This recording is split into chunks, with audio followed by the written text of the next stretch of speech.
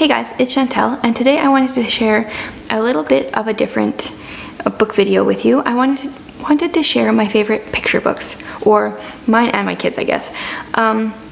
So this month, over on my homeschool Instagram account, I have been hosting a photo prompt challenge called Here Is Our Homeschool. This is the third year that I've run it, and for the record, next year it's going to be in April because May is way too busy for our family. But Julie from the Kreke Family here on YouTube, she has been sharing, instead of sharing the prompts on Instagram, she's been like making a video almost every single day of the month, sharing about the prompt that was for the day.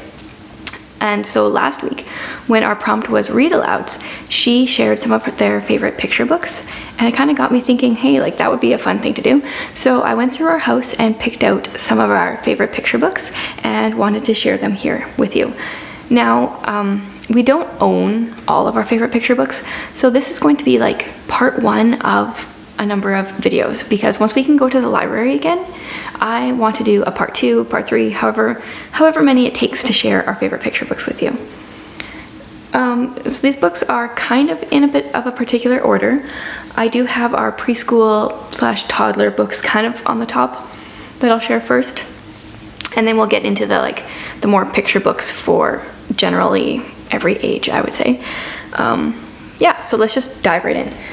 So the first one is Llama Red Pajama. Now this one has been one of Ephraim's favorites when he was little. It's about a llama who has troubles falling asleep. And, you know, as kids do, he feels scared without his mom, so he needs a drink.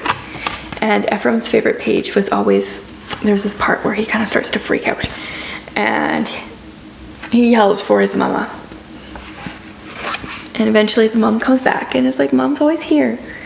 And he gets some kisses and then he goes to sleep. So that one was one of his favorites when he was a little bit younger. And another one of his favorites, this one I got from a thrift store, but it wasn't this beat up when we got it. It is Dr. Seuss's One Fish, Two Fish, Red Fish, Blue Fish. And in true Dr. Seuss fashion, it's just a bunch of rhyming. Each page is like a different rhyme. And it's amazing how many of these lines our family quotes to this day. And it is because when Ephraim was probably like 3, there was like a good solid year, maybe 2 years, where someone read this book to him pretty much every day. And like the book is just falling apart now. But this was another one of his favorites. And another one of his was Brown Bear, another classic. This one, my only like pet peeve of this book, the way I read it is I read Brown Bear, what do you see? And then I say, I see ya, and then I turn the page so that the kid, toddler, preschooler can say red bird looking at me, with me, so that way they know, like they already know what it is. So they can say yellow duck. And so they're kind of, I like to involve the kids in the story, especially if there's a rhyme, I like to pause and let them finish it. Or if there is repetition that they know, they can join in. So that book is good for that if you read it that way. Another Dr. Seuss book. This was one of Ephraim's favorites. I personally don't think this is one of Dr. Seuss's best books, but it was one that was read over and over and over again in our house as well. So for that reason, it makes the list.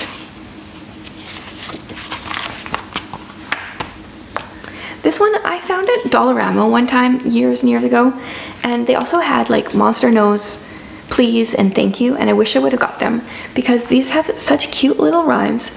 We follow these monsters that go to school and things happen, and there's just different instances where they have to say sorry. Like they goof off, they're not kind to their friends, they don't share, they forget to raise their hand, and it's just all these different times where it's like, oh yeah, just say I'm sorry. So right at the back here it says, monsters make mistakes each day. I'm sorry are the words to say.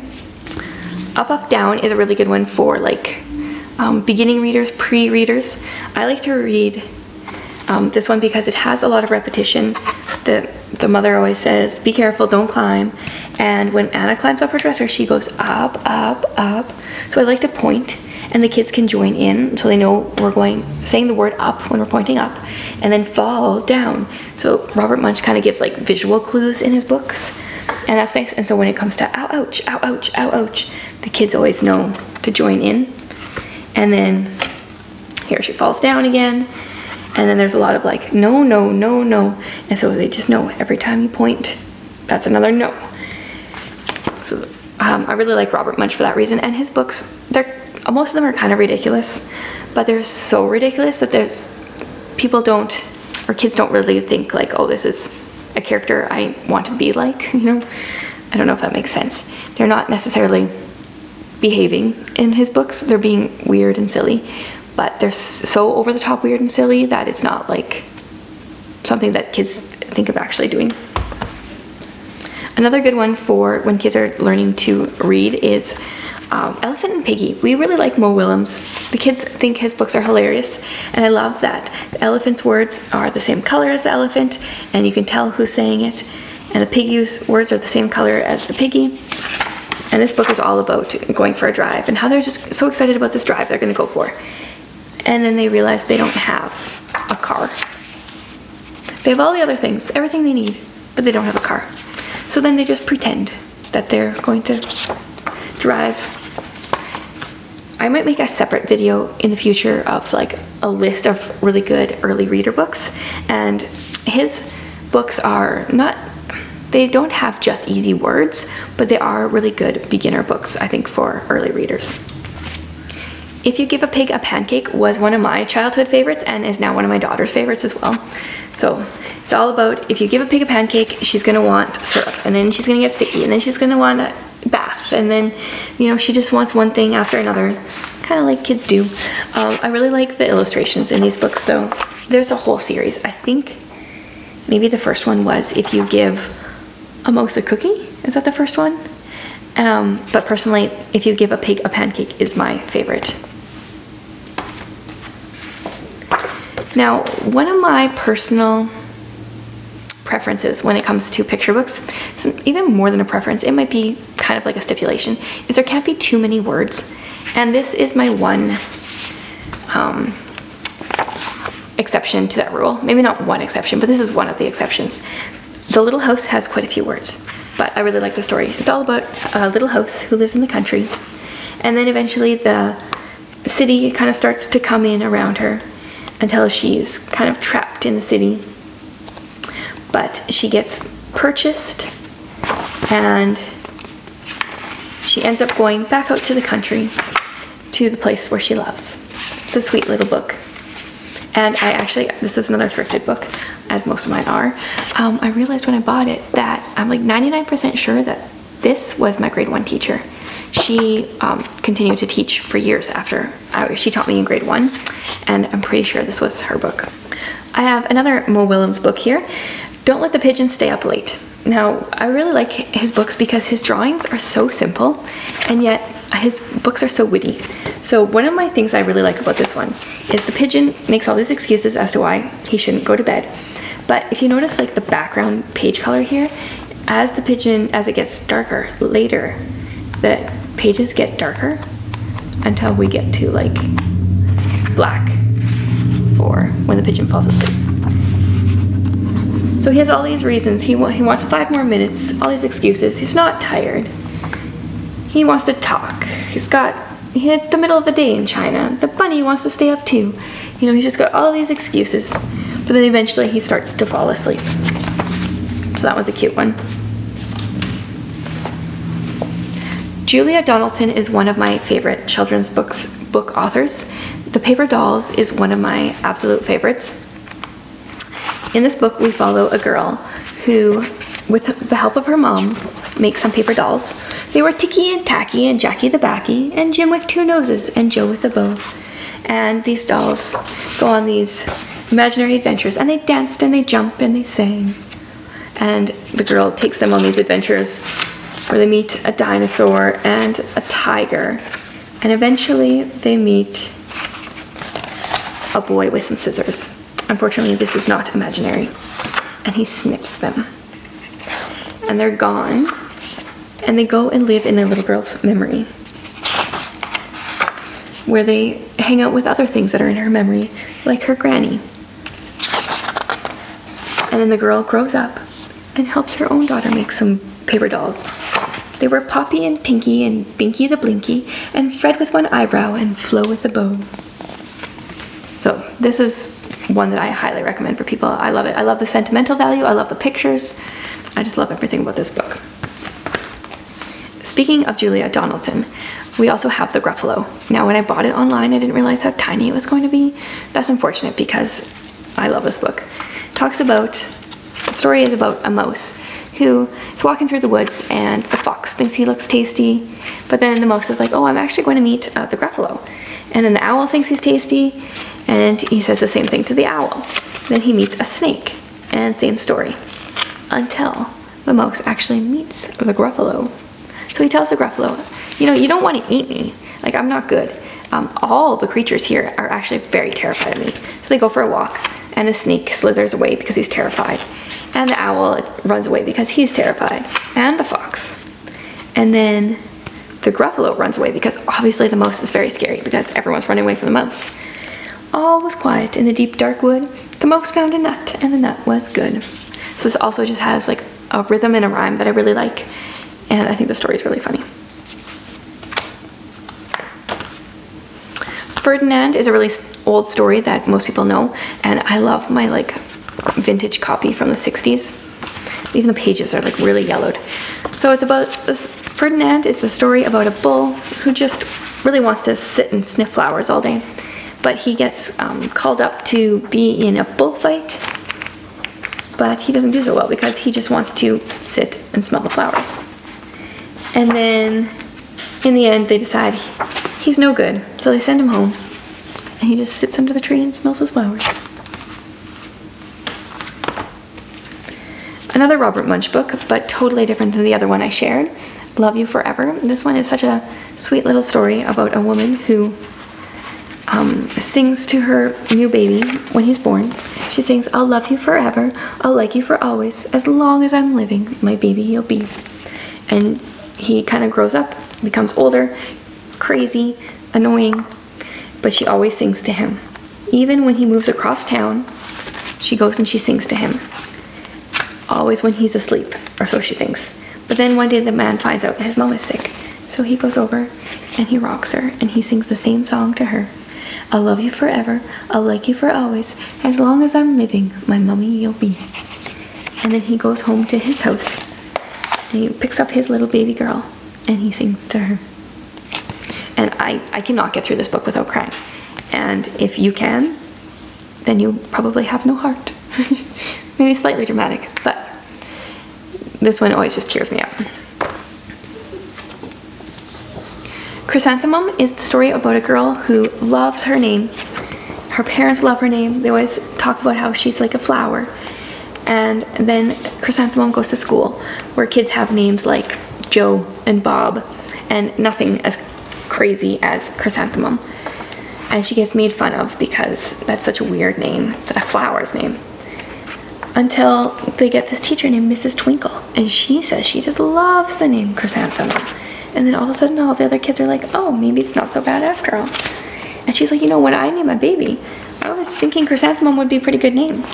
And so then Chrysanthemum just kind of, you know, has some self-assurance, I guess, after that. And I feel like it's a really good one for when kids go to school.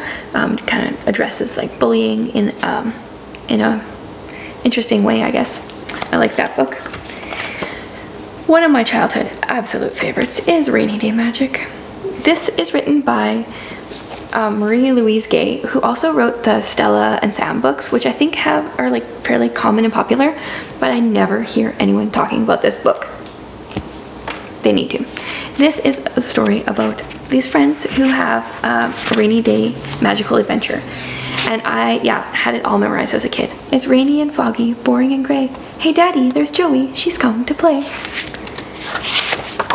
And so they're a little too loud for the dad, so they get sent to the basement and the lights go out. And they just have all these adventures. They crawl on the back of a tiger. They slither with a snake. They fall into the sea. And I love it when kids use their imagination. I love books about imagination. And then I tried not to giggle. I tried not to stare when Daddy said, Joey, what's that in your hair? It also has the rhythm and rhyme that I really like as well. Okay, we got 2 more left. This one is Wolfie the Bunny. Amy Dickman, I can't remember what other book she wrote, but she definitely, I know I definitely like at least one more of hers, but this one we own. And this is, it's also a really good adoption story book. It's about the bunny family who one day they come home to find a baby wolf left on their doorstep. And the mom and dad are just smitten. And they do all the things. They take the pictures. They just love on this wolf. And the little bunny girl, she's just like, he's gonna eat us up. And I love, because for our family, we've got a daughter, a biological daughter, but then we have an adopted son. And this book is in some ways very realistic. And then things kind of, you know, Dot, she's not so certain about this Wolfie guy for a long time. And then they go to the grocery store and Wolfie is going to get eaten by a bear. And then Dot kind of rises. You know, it's like kids, they pick on their siblings until someone else picks on them, and then they are ready to stand up. And this bunny, Dot, she stands up for him, and she's like, I'm a hungry bunny. And the bear's like, but I'm bigger than you. She's like, I'll start on your toes. And then the bear runs away. Help, she's going to eat me all up. So it's just really cute. Kind of like adoption, siblings standing up for each other. I actually just want to like read this book to my kids now. I like this one a lot. And the very last one, probably the most read picture book in our house, is What Should Danny Do? Now the author sent this book to me a few years ago to do like a review, which I did years ago. And my kids just pick this book up time and time again. So if you know the choose your own adventure books from like chapter books that used to be in existence, I don't know if they still are, this is the same thing but in picture book format. So it's about this boy named Danny who is like a superhero, and his dad tells him he has the power to choose. And so we go throughout Danny's day with him, and we have the power to choose for him. So where is it? Here.